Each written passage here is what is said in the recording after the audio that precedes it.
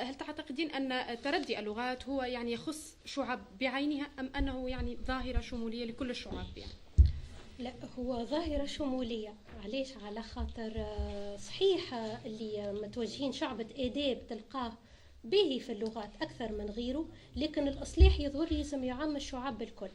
علاش؟ على خاطر البرامج تختلف، لكن المبدأ هو نفسه. بالنسبة للغات الإجبارية يلزم التلميذ يوصل عنده قدرة على الكتابة، هذا الهدف معناتها، قدرة على الكتابة والتخاطب مع الغير باللغات هذيك. بالنسبة للغات الأجنبية الثالثة هو نقتصروا على دي سيتواسيون معناتها. علاش؟ على خاطر في عامين مش باش توصل التلميذ يحكي بطلاقة في اللغة الأجنبية الثالثة بمعدل 3 ساعات في الأسبوع، لكن لأنه في بعض المواقف يلزموا يتكلم، يلزموا يعبر عن ذاته. هذايا ما نوصلوا له كان بأن نكثفوا نركزوا على مشاركة التلميذ في القسم، على أن نعطيه الكلمة حتى وكان على حساب حاجات أخرى، وأنه يتكلم وأنه يكتب، القدرة على الكتابة والتخاطب. وفرد وقت معناتها يلزم نقوموا بدي سورتي. علاش؟ على خاطر إحنا اللغة هي ثقافة، هي انفتاح على حضارة كاملة. دونك نتخيلوا كان تصير هكا دي سورتي معناتها خروج، نخرجوا معناتها في رحلات الثقافية، المركز الثقافي، المتحف. هذا سنتطرق إليه الإمكانيات معناتها. لديك يعني إضافة في هذا الشأن؟ زميلتي إنه effectivement la langue française, il faut pas oublier, c'est une langue seconde. عندها un statut particulier par rapport à l'anglais par exemple, etc. Pourquoi avoir effectivement ce niveau un peu médiocre? Donc il faut trouver une solution quelque part. كيفاش هو توا طالب يقول لك ما نحبش ان كور 2 heures هكا ساعتين مش نقعد انا نسمع. On doit varier ces méthodes en cours déjà. احنا c'est ce qu'on fait et c'est ce qu'on essaie d'appliquer. Et nous on crée effectivement c'est au sein de la méthode même. Tout à fait, c'est des solutions préconisées par les enseignants même. Et nous يضيفوا للدرس une sorte d'activité, de méthode interactive surtout pour pousser un peu les étudiants à s'exprimer. يعني الطلبة يعني يحضرون الحصص حسب حبهم effectivement ça sera ils seront voilà ça va créer un peu la motivation. هذاك هو الحافز باش يوليوا يحبوا يحضروا الحصص اللغة. الجمهور اليوم يعني متفاعل جدا معنا، ولذلك نفس المتدخل يعيد الكرة مرة ثانية. تفضل. Madame Kauthar, vous avez parlé des lacunes chez les étudiants au niveau de l'expression orale et écrite en langue française. Alors, quel conseil vous pouvez la donner à nos chers étudiants? Oui, bon, je vais continuer en français, ça vous gêne pas. Voilà. Donc, c'est bien déjà d'essayer de parler en français pour vous-même, parce que ça, c'est ce que je fais au sein de mes cours, c'est-à-dire le fait de les pousser à parler, parce que parfois, ils sont très intimidés. Ils ne veulent pas parler parce qu'ils vont dire, voilà, ils vont un peu se moquer de moi. Voilà, ils sont un peu gênés. Donc, ça, c'est pour l'enseignant, il doit assurer effectivement une atmosphère un peu plus calme, un peu plus sereine, pour les pousser effectivement à s'exprimer, à prendre la parole, à prendre un peu plus de confiance en eux. Et effectivement, et aussi, il ne faut pas oublier la lecture. C'est une tâche effectivement très sérieuse à effectuer. Peut-être عندهم زاده هما des excuses. يقول لك انا عندي plusieurs matières، بربي انا مش نقعد انا نقرا un roman، بربي مش وقتاش باش تكملوا وقتاش.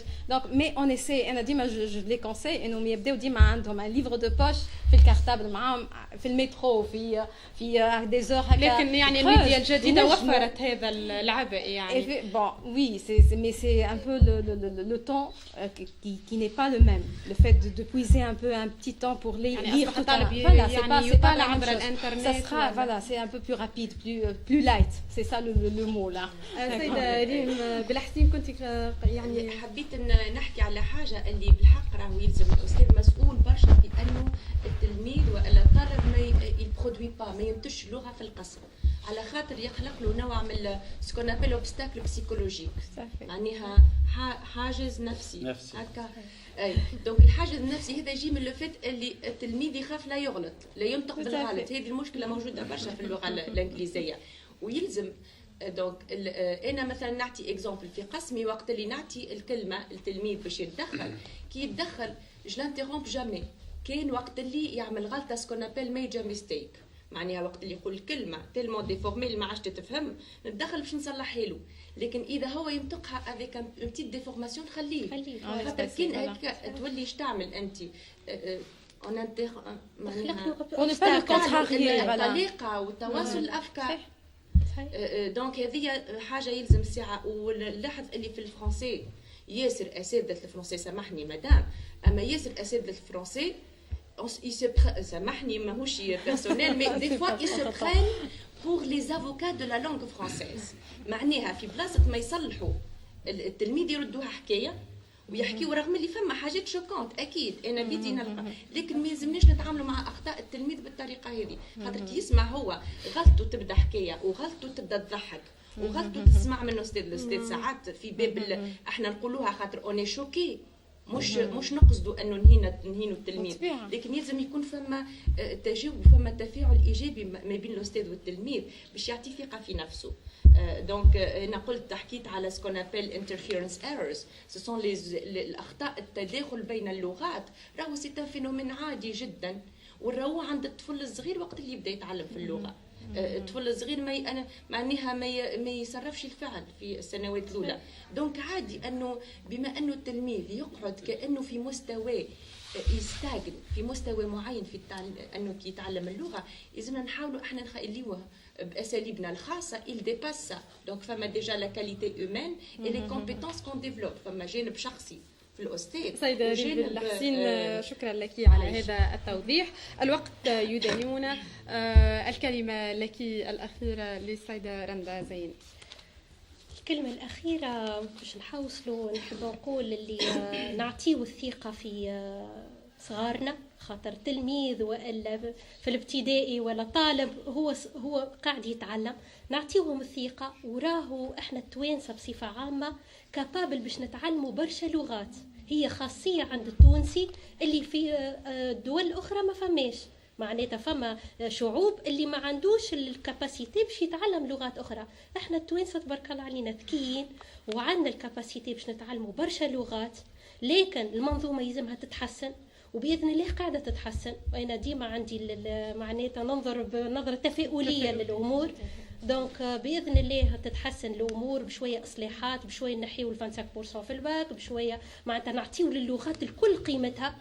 كي اللغة العربية هي اللي هي اللغة الأم، كي اللغة الإنجليزية والفرنسية اللي ولات مطلوبة، كيما اللغات الأخرى اللي التلميذ يلزمو يعرفها ويختار، وهو هكيك يبني شخصيته باللغات هذيك، تحلو افاق عمل له افاق حتى باش يكمل دراسته في بلدان اخرى، ولا يدخل في ميدان السياحه، ولا يكون صحافي ممتاز ومتميز باللغات اللي يتقنها. وكها الكلمه لك سيد كمال السحباني في هذا القسم الاول من البرنامج. في خاتمة هذا القسم الاول اذكر بان اكتساب المهارات اللغوية بصفة عامة سواء في مستوى المكتوب أو في مستوى المنطوق يحتاج إلى إعادة نظر في مستوى الاستراتيجيات التعليمية، وخاصة أقصد طرائق تدريس اللغات، وهذا ما سنسعى إليه ربما السنة القادمة في معهد الصحافة. مثل ما أرسينا ورشة تعليمية الترجمة، سنسعى في قسم اللغات إلى إرساء ورشة تعليمية الإنتاج الكتابي وورشة تعليمية التواصل الشفوي وفق استراتيجيات تعليمية مضبوطة تساعد على تمكين الطالب من أن يتمكن من الحصول على الكفاية اللغوية في مستوى المنطوق وفي مستوى المكتوب كما ذكرت. السيدة كوثر، يعني ما هي النصائح التي توجهين؟ أنا نقول ديما المسؤولية نخليها الكبرى للانسينيون. Il faut se patienter. يلزمو برشا صبر، ما يسالش. D'accord, on attend. Et nous, surtout pour les étudiants, ils sont maintenant un peu plus conscients, on va dire. Ils يعرفوا شنو إنه l'avantage اللي بين يديهم إنهم يعرفوا plusieurs langues. Ça va ouvrir effectivement des opportunités un peu de travaux et un peu au secteur professionnel, je parle. معناها إن شاء الله هما يكونوا قد المسؤولية هذه، وزاد هما يكونوا متحفزين باش يحسنوا النيفو نتاعهم. نعم السيدة ريم بالحسين هي المساح. يعيشك. أنا بالنسبة لي يظهر لي فما حاجة أساسية وهي تطوير أساليب وطرق التعليم بيداغوجيا وحتى الأسلوب في ذاته. أنا نتصور مثلا الرؤية اللي عندي للتعليم الإنجليزية في المعهد في المدرسة متاعنا مدرسة التصميم أنه نخلقوا لا سيتواسيون غيال الوضعية الحقيقية اللي نجم فيها بالحق الليتوديون يخرج من قسم ويلقى روحه في وضعية هو يبراتيك لا لونغ دون فاسون سبونتاني بطريقة عفوية وينجم وقتها يحس قيمة شنو تعلموا. دونك فما مثلا يلزمنا ندخلوا الاوديو فيزوال يلزمنا نكثفوا من ساعات الانجليزيه وتعطيهم الفرصه خاطر ان تو سكي بروجيكسيون مثلا انت باش تخدم على اون افيش واليوم باش تقعد تجيب اون سول افيش وتكبرها وقسم كامل يتفاعل معاها ويلزمهم يتحدثوا كذا تولي تعمل بروجيكسيون دو بليزيور افيش تعمل مثلا لا بروجيكسيون تاع لا بوب ويتفاعلوا معها وتحطها حاجات اون انجلي دونك يتفاعلوا معها ديجا لا سورس تكون بالانجليزيه وهو يتفاعل معها بالطريقه ديك دونك التحديث الطرق والاساليب اساسي وبطبيعه الحال يلزم لابور بيرسونيل دو لونسينيون. نعم شكرا لك على هذه الكلمه. الان نمر مع الومضه الاشهاريه.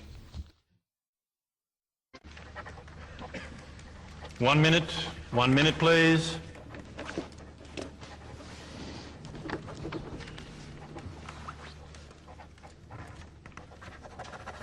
Time, thank you. Could you all please put down your pens and bring your papers to the front of the room? Thank you. Well done. Thank you. Thank you. Thank you.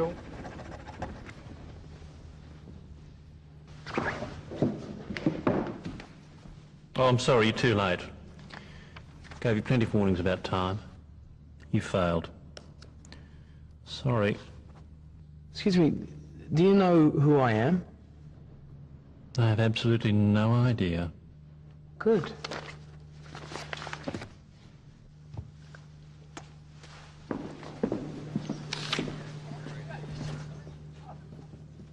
الثاني من قضية الأسبوع يسعدني أن أرحب بالسيد توفيق يعقوب مدير معهد الصحافة وعلوم الإخبار. مرحبا بك سيدي.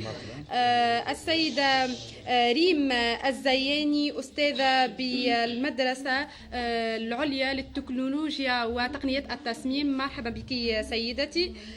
السيدة رفيعة السمعي أستاذة إنجليزية بمعهد الصحافة وعلوم الإخبار. مرحبا بك. وكذلك أرحب بالسيد كمال السحباني من جديد الذي حضر معنا الجزء الثاني من الحصة. البداية ستكون مع التقرير ثم نعود. التونسي واللغات الأجنبية هي علاقة حبية عرفناها منذ قديم الأزل وانجلت اليوم في شتى الميادين والمجالات.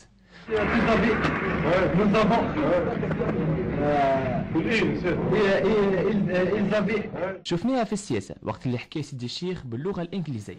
We haven't another choice only to let this experience. شفناها في القنوات الأجنبية وقت اللي قدم لنا الوزير الأول السابق حمادي جبالي خلطة سحرية جمعت بين العربية والفرنسية. Le capital est lâche et dépourvu de tout courage. رأس مال جبان la traduction là je sais. شفناها في التأسيسي مع برشا مداخلات وأشعار من سونيا بنت أمية. Que les peuples tunisiens, les grands peuples tunisiens acceptera vos excuses. Il est temps pour croire que la situation est finie, est changée, que Ben Ali n'est plus là, que le monde bouge et que la colonisation est finie. تبعناها زادة في عديد من تصريحات ملاعبيتنا حتى في ملاعبنا الرياضية. فعلا تتكلف غالية فريق الملعب التونسي، يظل قلة الخبرة واضحة. كونسوماسيون بين الجوارات يعني فماش كلام تحس. كونسوماسيون بين الجوارات يعني فماش كلام تحس. كونسوماسيون. وكانت زادة حاضرة بقوة في مواقع التواصل الاجتماعي. التدهور الملحوظ في مستوى التونسي في اللغات الأجنبية ما يعكس وجود برشا كفاءات قادرة على تأمين التواصل السليم مع البلدان الغربية الأخرى. مشاهد بصراحة تقعد ديما للمتابعة. And I think that cooperation in the last 100 years or 150 years, they've, you know, you enter in a cooperation at a very early stage. ما يمكن ملاحظته في هذا التقرير هو أن تردي اللغات يعني مس الفضاءات السياسية والرياضية وحتى الطلابية.